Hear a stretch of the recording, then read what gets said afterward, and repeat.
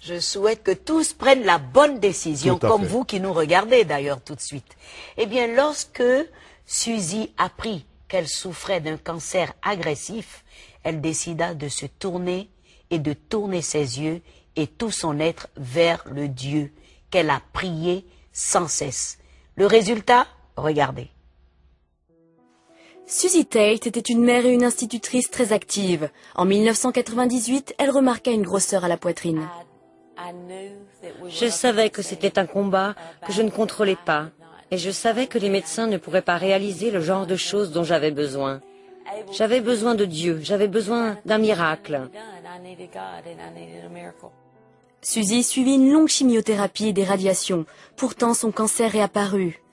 En 2001, elle apprit que son cancer s'était sournoisement répandu dans son abdomen et son foie. Les médecins annoncèrent qu'elle avait moins d'1 an à vivre. Je n'ai jamais pensé que ce cancer était plus grand que Dieu. Pour moi, peu importait qu'il soit présent dans tout mon corps et à chaque endroit, même si je savais le diagnostic critique. Ce n'était pas des bonnes nouvelles du tout, mais je n'ai jamais pensé que les choses échappaient à Dieu. Vous avez une foi extraordinairement forte, mais avez-vous parfois pensé que vous alliez mourir? Non. Je n'ai jamais donné accès à la panique. Avant de pouvoir paniquer, je me suis approchée de Dieu et j'ai eu l'impression qu'il m'a immédiatement répondu. Bien sûr, je suis consciente que nous finissons tous par mourir et j'étais consciente de mon état. Je ne le reniais pas, mais je ne ressentais rien d'autre qu'une paix et qu'une confiance dans ce que Dieu voulait me montrer.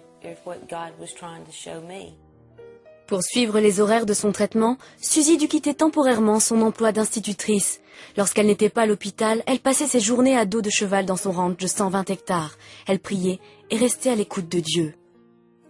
Il voulait que je laisse à ses pieds tout ce que je vivais, que je sache qu'il est mon père et que je pouvais lui laisser prendre soin de moi, puisque je suis son enfant. Malgré sa grande foi, la santé de Suzy se dégradait. Les rapports médicaux ne montraient aucun signe d'amélioration. Les médecins de Suzy s'attendaient au pire. Je pensais vraiment que Suzy allait mourir, qu'elle ne survivrait pas longtemps. Je pense que tout cancérologue qui traite des patientes pour un cancer du sein sait qu'une jeune femme qui fait une rémission de son cancer ne s'en sortira généralement pas à bon compte. En rentrant chez elle après la visite chez son médecin, Suzy pensait à ce triste pronostic. Ses pensées se dirigèrent alors vers sa fille, Jackie. Suzy savait que sans un miracle, elle ne serait pas là pour élever son unique enfant. Suzy n'était pas prête à mourir. Elle écouta régulièrement des messages sur la guérison. Un message de Sibienne s'intitulait « Vous verrez des miracles ». Suzy l'avait déjà écouté, mais lorsqu'elle le repassa, une chose à peine croyable se produisit. J'ai immédiatement été prise de sanglots. J'ai senti quelque chose me traverser. C'était plus émotionnel que physique, mais j'ai bien senti quelque chose traverser mon corps et j'ai immédiatement su que Dieu m'avait guéri. Je savais qu'il m'avait touchée. Suzy décida d'arrêter la chimiothérapie.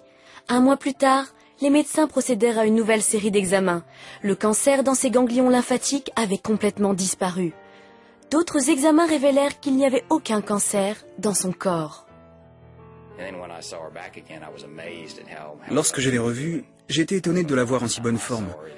Parce que lors de la visite précédente, peu après l'opération lors de laquelle on avait trouvé la maladie dans son abdomen, je n'aurais jamais imaginé la voir s'en sortir si bien et rester bien.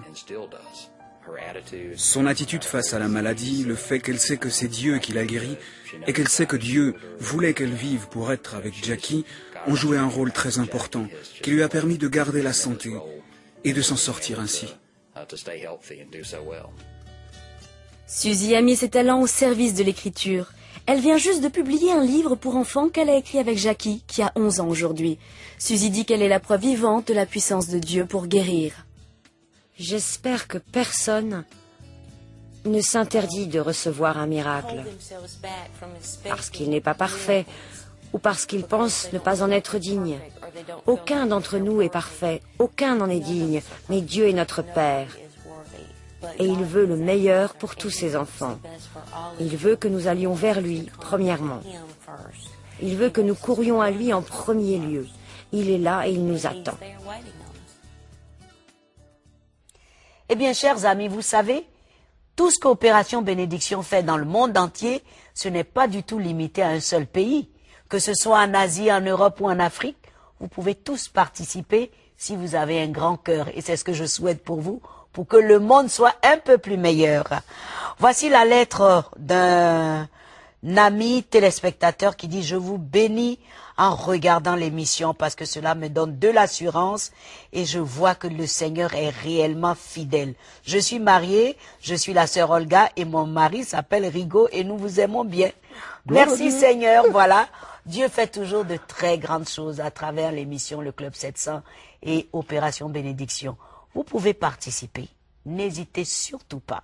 Écrivez-nous aussi pour nous parler de vous, donner des sujets de prière.